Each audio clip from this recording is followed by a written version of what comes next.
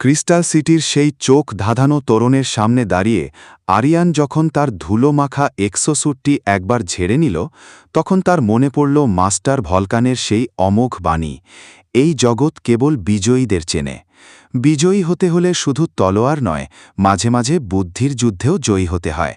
তাদের পকেটে এখন মরুভূমির সেই দুর্লভ স্যান্ড কোর, যা হতে পারে তাদের ভাগ্যের চাবিকাঠি।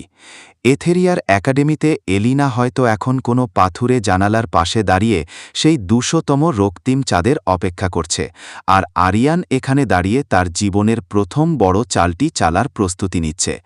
আজকের রাতটি কেবল কেনাবেচার নয়, এটি আরিয়ান এবং ইগনিসের অস্তিত্ব প্রমাণের এক চূড়ান্ত অগ্নিপরীক্ষা। ক্রিস্টাল সিটির ভেতরে পা রাখতেই আরিয়ানের মনে হল সে এক জাদুকরী বৈভবের মাঝে প্রবেশ করেছে।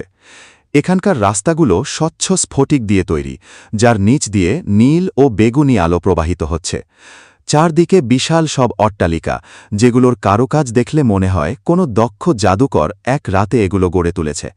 কিন্তু এই সৌন্দর্যের মাঝেও আরিয়ান এক ধরনের অস্থিরতা অনুভব করছিল। এখানকার প্রতিটি মানুষ যেন একজন লেভেল 10 বা 15 যোদ্ধা, আর তাদের পাশে থাকা বিস্টগুলো থেকে বেরোনো তীব্র শক্তির আভা বাতাসকে ভারী করে তুলছে। আরিয়ান, মুখটা স্বাভাবিক করো, মীরা নিচু স্বরে সতর্ক করল। সে নিজের চশমাটা ঠিক করে তার বিস্ট সায়েন্টিস্টের কার্ডটি হাতে নিল। এই শহর দুর্বলদের কোনো ক্ষমা করে না। আমাদের সরাসরি সেন্ট্রাল এক্সচেঞ্জে যেতে হবে এই স্যান্ডকোরটি বিক্রি করার জন্য। নিলামে অংশ নিতে হলে আমাদের পকেটে অন্তত 20,000 গোল্ড কয়েন থাকা চাই। তারা যখন সেন্ট্রাল এক্সচেঞ্জ ভবনের সামনে পৌঁছাল, তখন সেখানে এক বিশাল ভিড়। বিভিন্ন দেশ থেকে আসা বণিকরা তাদের বিস্টের জন্য রেয়ার ম্যাটেরিয়াল খুঁজছে।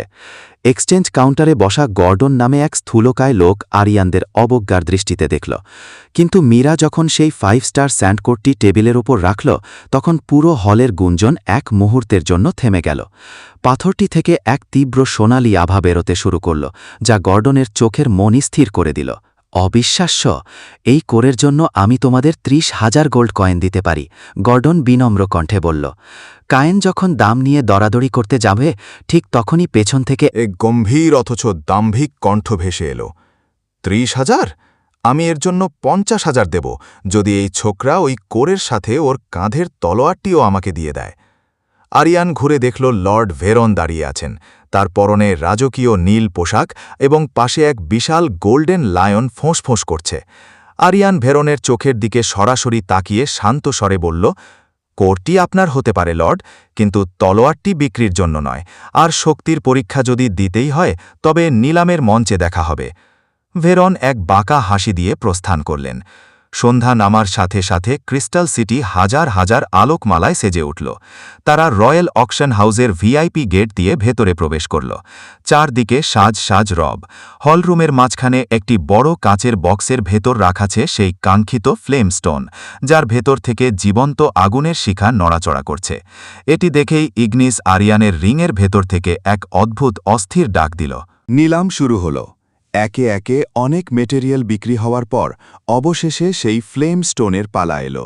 নিলাম সঞ্চালক চিৎকার করে বললেন, শুরু হচ্ছে আজকের আকর্ষণ, ফ্লেম স্টোন। প্রারম্ভিক মূল্য 10,000 গোল্ড কয়েন। 15,000, মীরা সংকেত দিল।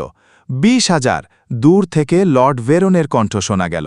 25,000, আরিয়ান নিজেই এবার হাত তুলল। হলরুমে গুঞ্জন বেড়ে গেল। লর্ড ভেরন আরিয়ানের দিকে তাকিয়ে তাচ্ছিল্যের হাসি হাসলেন। 30,000, ছোকরা, তোমার পকেটের দৌড় আমার জানা আছে। আরিয়ানের কপালে ঘাম জমেছে। সে জানে তার কাছে মাত্র 30,000 কয়েন আছে। কায়েন তার কানে ফিসফিস করে বলল, আরিয়ান, আমাদের আর কোনো টাকা নেই, কিন্তু এই স্টোনটা ছাড়া ইগনিসকে ইভলভ করা অসম্ভব। ঠিক সেই মুহূর্তে আরিয়ান তার সেই রহস্যময় আইডেন্টিফিকেশন স্টোনটি বের করল। পাথরটি ফ্লেমস্টোনের দিকে ধরতেই সে দেখতে পেল আসল ফ্লেমস্টোনের পেছনে ছোট একটি কালো পাথর লুকিয়ে রাখা হয়েছে, যা কেউ খেয়াল করেনি। সেটি হল ডার্ক মেটাবলিজম কোর। মাস্টার ভলকানের থিওরি অনুযায়ী এটি ফ্লেমস্টোনের চেয়েও 10 গুণ বেশি দামি।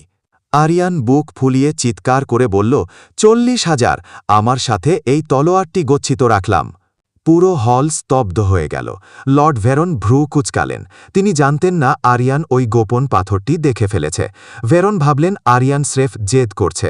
তিনি অট্ট হাসি দিয়ে বললেন, পাগলের সাথে পাল্লা দিয়ে লাভ নেই, এই পাথরটা ওর মতো ভিখারিকেই মানায়, আমি ছেড়ে দিলাম। হাতুড়ির ৩ শব্দে আরিয়ান জিতে নিল সেই ফ্লেমস্টোন এবং সেই গোপন ডার্ক কোর। যখন তারা পাথরটি হাতে পেল, মিয়া উত্তেজনায় কাঁপছিল। আরিয়ান, তুমি কি জানো তুমি কি করেছ? এই ডার্ক কোরের কারণে ইগনিসের প্রথম বিবর্তনই তাকে লেভেল 10-এর ওপরে নিয়ে যেতে পারে। আরিয়ান ইগনিসকে বের করল। ইগনিস সেই আগুনের পাথরের উপর হাত রাখতেই এক প্রচণ্ড নীল আভা পুরো অকশন হাউসকে আলোকিত করে দিল। আরিয়ান অনুভব করল এলিনার কাছে যাওয়ার প্রথম সিঁড়িটি সে আজ জয় করেছে। কিন্তু লর্ড ভেরনের সেই বিষাক্ত চাহনি বলেই দিচ্ছিল ক্রিস্টাল সিটি থেকে বেরোনোর পথটি মোটেও সহজ হবে না।